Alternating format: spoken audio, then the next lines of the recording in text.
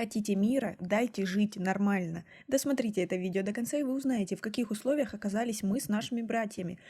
Пограничники Лейлекского погранотряда пресекли провоз контрабандного груза. Подписывайтесь на наши обновления, чтобы всегда оставаться в курсе событий. Пограничники Лейлейского пограничного отряда пресекли провоз контрабандного груза. Об этом сообщили в отделе по связям с общественностью и СМИ пограничной службы ГКНБ Кыргызской Республики. В ходе несения службы в местности Кольцо сельской управы Кулунду-Лилейского района Баткенской области пограничный наряд обнаружил и задержал две автомашины «Мерседес Спринтер» под управлением граждан Кыргызской Республики, которые незаконным путем вне пункта пропуска пытались провезти из Таджикистана в Кыргызстан товары народного потребления, овощи и фрукты.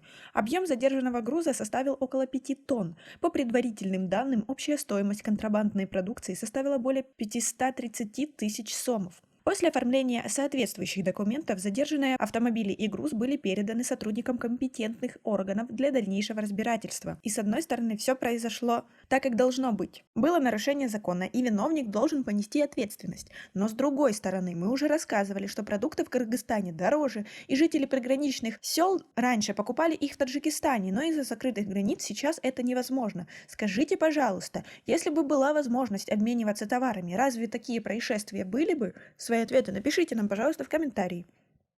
Также пограничный наряд Кыргызстана пресек попытку вывоза щебня из реки на спорном участке кыргызско-таджикской границы в местности Сай.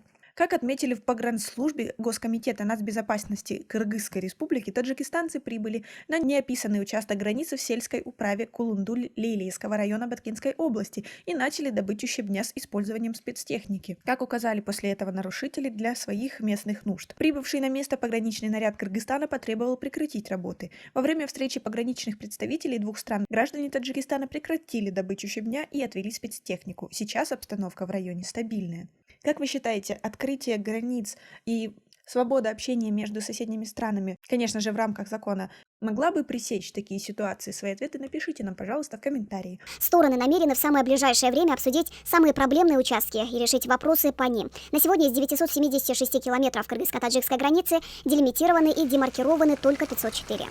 У нас пока на этом все. Оцените наше видео подпиской и лайком. До скорой встречи!